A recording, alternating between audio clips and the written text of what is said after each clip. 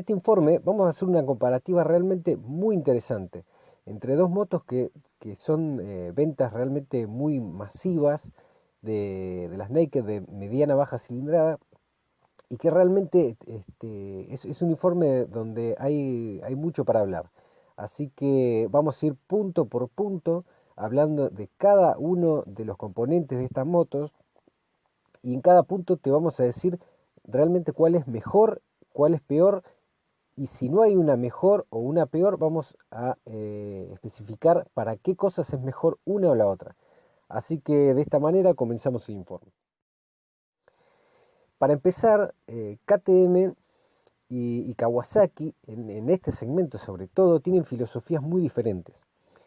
KTM es una marca premium y realmente no utiliza componentes básicos. Kawasaki es una marca de primera línea, pero lo que hace es, hasta este segmento en particular de 400 centímetros cúbicos, utiliza elementos realmente muy básicos. Entonces ahí vamos a empezar a encontrar las diferencias y vamos a ir punto por punto aclarándote por qué hablamos sobre esta filosofía entre una marca y la otra y vas a entender muy bien a qué nos referimos. Para comenzar hablando de los componentes, vamos a empezar con la horquilla. En este caso estamos viendo la horquilla telescópica invertida que utiliza KTM, marca White Power de 43 milímetros de primerísima calidad.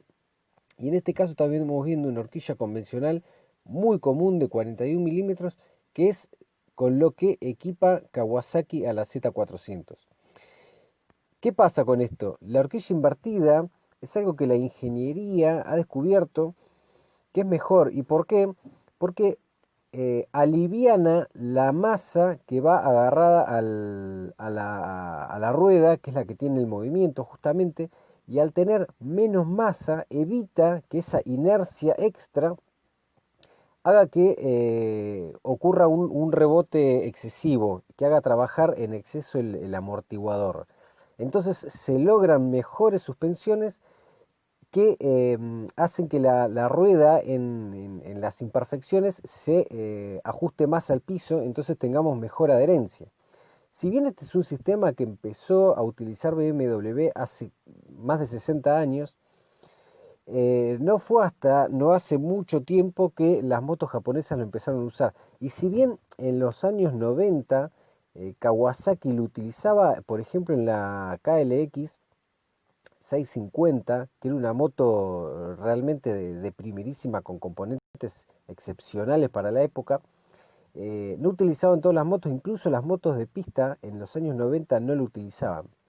En la actualidad se ha ido esto agregando a muchas motos y de hecho en la Honda CB 190 lo tenemos y Benelli lo usa prácticamente en todas las motos. Por eso es que nosotros realmente le criticamos mucho a Kawasaki que siga utilizando esta horquilla tan común en una moto que realmente tiene un valor importante y es una moto japonesa de primera línea que ya no la tiene que traer a esta horquilla. Así que con respecto a la suspensión delantera, KTM está no solo por encima, sino que muy por encima de lo que nos ofrece Kawasaki. Y aparte, en esa horquilla delantera, incorpora anclaje radial y no el anclaje axial que tiene KTM, que tiene Kawasaki, perdón, para anclar la pinza que muerde el disco. Que luego, bueno, hablaremos del sistema de frenos más adelante y también especificaremos las diferencias y te recomendaremos una de las dos marcas en particular. También haciendo alusión justamente a la utilización de componentes de ingeniería mucho más avanzada que tiene KTM con respecto a Kawasaki, y no por desmerecer a la marca Kawasaki, porque realmente Kawasaki fue una de nuestras marcas favoritas y de hecho lo es en motos de alta cilindrada. Creemos que la H2R realmente es una moto suprema, pero en este segmento realmente Kawasaki está quedando muy por atrás. Por lo menos en muchas cosas, no tanto así en el motor, que realmente es una joya, y luego hablaremos de eso, pero sí en el resto de muchas cosas. El basculante trasero, que utiliza KTM es un basculante de fundición que es el más eficiente, el más liviano y el que mejor funciona en todas las motos de este segmento. Eso no hay ninguna duda. Y por otro lado, Kawasaki utiliza un basculante trasero que no es ni más ni menos que un simple caño cuadrado con un poco de doblez para que entre la rueda, no es más que eso. Y si bien está bien, es liviano, funciona bien, no necesitaría más la moto, la realidad es que con respecto a la competencia nos está dando todas las motos algo mucho mejor que eso. Por ejemplo, Yamaha en la R3, que es la que viene a competir con esta Kawasaki, o la MT-03 en realidad, tiene un basculante de lámina estampada que es de similares prestaciones que utiliza Kawasaki, pero tiene diseño. Entonces nosotros a la vista estamos viendo algo que, si bien el funcionamiento es muy similar, a la vista es más atractivo. Entonces realmente Yamaha con elementos económicos ha hecho algo más atractivo. Y KTM ha invertido más en ingeniería y en materiales, porque realmente es un basculante superior, em, que nos da algo realmente mucho mejor que Kawasaki. Así que en ese punto KTM está muy por encima de la Kawasaki. Por otro punto, con respecto a la instrumentación, vamos a ver que KTM tiene un sistema más moderno, que es el tablero tipo tablet, como le suelen llamar, y el de Kawasaki es un tablero que, si bien es digital y emula tener una aguja analógica, esa aguja también es digital. Con respecto a la información, KTM tiene muchísima más información que Kawasaki. En este caso, Kawasaki está utilizando un tablero, digamos, de modelos que ya se han superado. Por ejemplo, este tablero también lo usaba la Z650, que actualmente en su nueva versión ya trae un tablero similar al que nos provee KTM en su Duke 390. Este es otro de los puntos en que indudablemente KTM está quedando por encima de Kawasaki. Y el otro punto que es fundamental es el de la frenada. Con respecto a los frenos, vamos a ver que utiliza un disco lobulado semiflotante de 310 milímetros. Y en el caso de la KTM utiliza un disco un poco más chico porque es de 300 milímetros y no es semiflotante. Eh, para hablar un poquito sobre este tema, bueno, el disco flotante lo que tiene es que, como el disco es algo que cuando se exige demasiado se calienta, probablemente cuando pisemos un charco o cuando si se calienta excesivamente y demás, pueda llegar a sufrir alguna pequeña deformación. Cuando el disco es flotante, esas deformaciones son absorbidas por el pequeño movimiento que tiene y entonces no se transmite ondulaciones en la frenada cuando nos pasa esto y permite un mejor confort.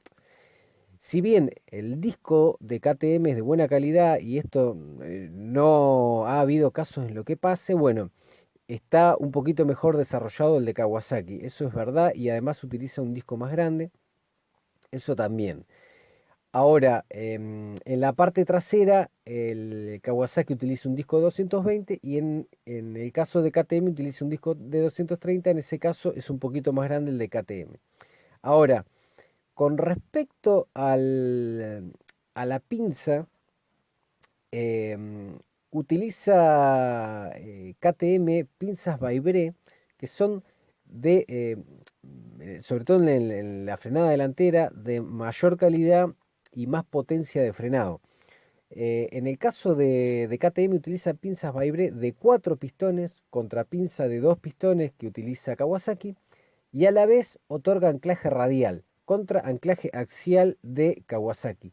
El anclaje radial es un sistema que, o sea, la ingeniería ha desarrollado este tipo de anclaje que con menos material logra un anclaje más firme. Entonces evitamos deformaciones en la frenada y se transmite mejor y se siente mejor el tacto. Es mínima la deformación y realmente es casi imperceptible, pero bueno, es un sistema más moderno y que funciona obviamente mínimamente mejor, pero funciona mejor, está más actualizado. Así que con respecto a la frenada, sobre todo por el sistema de anclaje radial y la pinza Vibray de 4 pistones, estamos hablando de un sistema más desarrollado en el caso de KTM. Ahora, habiendo hablado de todo esto, realmente el modelo de Kawasaki funciona muy bien. No estamos diciendo que es malo, ni que es de mala calidad, ni nada por el estilo, sino que realmente funciona bien, no necesita más, pero es real que en todos estos puntos que hemos hablado, KTM está muy por encima. Ahora, para hablar del motor, bueno, ahí tenemos una gran diferencia y es algo de lo que realmente hay que hablar bastante. KTM tiene un motor de 375 centímetros cúbicos monocilíndrico. Kawasaki tiene un motor de 399 centímetros cúbicos de 2 cilindros. Si bien los dos son de 4 tiempos con doble árbol de leva a la cabeza y 4 válvulas por cilindro, el motor de Kawasaki tiene una compresión de 11 a 1 y el de KTM de 12.6 a 1. El motor de KTM tiene mucha más compresión y eso empieza a hablar de un motor que, a pesar de ser monocilíndrico, tiene características realmente muy deportivas. Ahora, ¿qué vamos a encontrar? Si nosotros buscamos y vamos a la potencia, la Kawasaki tiene 45 cb y KTM tiene 44. Entonces diríamos, bueno, en teoría serían motos que se tienen que comportar más o menos de la misma manera. Y con respecto al par máximo, Kawasaki tiene 38, KTM tiene 37. Entonces decimos, bueno, tiene que ser más o menos lo mismo. Y si tenemos en cuenta que la KTM, justamente por utilizar componentes de mayor calidad y materiales más livianos, aunque así más caro, y que no repercuten en el precio final porque el precio es muy competitivo, prácticamente vale lo mismo, incluso KTM vale un poquito menos, logra que la moto pese 15 kilos menos. Entonces la relación peso-potencia empieza a ser mejor todavía para KTM. Entonces diríamos, bueno, a todo esto, teóricamente KTM tendría que ser una moto más rápida. Bueno, no pasa esto. ¿Y por qué no pasa esto? Ahí vamos a empezar a hablar para explicar lo que es realmente lo más interesante de esta comparación. KTM consigue su potencia máxima a 9000 revoluciones y Kawasaki las consigue a 10.500. ¿Qué quiere decir esto? Que con la misma caja de velocidades, cuando KTM llega al corte a las 9000, Kawasaki lo sigue estirando hasta las 10.500. Entonces, con la misma caja de velocidades, Kawasaki va a lograr más velocidad en cada cambio. ¿Por qué? Porque lo logra estirar hasta las 10.500 vueltas, que no es poca cosa, es más de un 10% la diferencia. Entonces, ahí es donde vamos a encontrar la diferencia. La Kawasaki llega a 190 km por hora sin problema y la Duke 390 corta en 177. Si nosotros cambiamos la relación y le ponemos una relación más larga a la Duke, diríamos, bueno, por esa potencia tendría que lograr la misma velocidad. No, no pasa, porque la relación sería más larga que la de Kawasaki. Sería una relación más pesada que la moto ya no tiene fuerza para lograr seguir levantando más velocidad. Entonces ahí es donde está la limitación. Con respecto al torque, tenemos 37 Nm en KTM a 7000 y 38 a 8000 de Kawasaki. ¿Esto qué quiere decir? Que vamos a conseguir la fuerza mucho antes. Y los monocilíndricos realmente tienen esa característica. ¿Por qué? Se consigue antes la potencia porque el monocilíndrico de la misma cilindrada tiene un pistón del doble de tamaño que el bicilíndrico. Eso hace que cada explosión sea o sea, técnicamente del doble de fuerza. Entonces, como la fuerza que se entrega a la moto es por medio de explosiones, o sea, son golpes que se le da a la rueda, eso hace que los monocilíndricos cada golpe sea más fuerte y haga que la rueda se mueva. Entonces nosotros soltamos el embrague en la KTM y se mueve. estamos en una situación atascado, queremos subir un cordón y la moto mueve y la Kawasaki sentimos que abajo tiene poca fuerza y realmente es así. Tiene poca fuerza precisamente por eso, porque cada explosión es de un pistón de 200 centímetros cúbicos contra uno de casi 400 de KTM. Pero ¿qué pasa? En el caso del bicilíndrico tenemos el doble de explosiones por la misma cantidad de RPM. Entonces eso hace que consiga que la velocidad sea más estable, que haya menos vibraciones y que se consiga mayor velocidad final porque hay menos intervalos sin explosiones. Entonces vamos a encontrar que Kawasaki nos va a dar un motor más suave, que va a tener mayor velocidad final, va a lograr estirar más los cambios, o sea, va a ser de un tacto más deportivo. Y si bien el motor de KTM es un monocilíndrico realmente muy deportivo, porque es de carrera realmente muy cortita, y eso intenta compensar justamente el ser monocilíndrico, nos va a dar un monocilíndrico realmente muy potente, de buena velocidad final, pero que en comparación con Kawasaki se va a quedar corto. En una recta se va a quedar corto, en una salida KTM va a tener más salida, pero la velocidad final va a ser de Kawasaki. La realidad es que la velocidad final de las dos motos es muy buena y la velocidad de Kawasaki es mayor. Y con respecto al torque, si bien KTM tiene un torque mayor, el torque de Kawasaki no es malo, realmente se siente realmente muy bien para hacer un motor de 400 centímetros cúbicos. O sea que en definitiva podemos decir que el motor de Kawasaki nos gusta más que el de KTM. Es justamente en ese el punto donde Kawasaki sobrepasa a KTM. O sea que si nosotros buscamos una buena moto con un buen motor, Kawasaki es mejor. Y si buscamos muy buenas prestaciones, muy buen rendimiento y una moto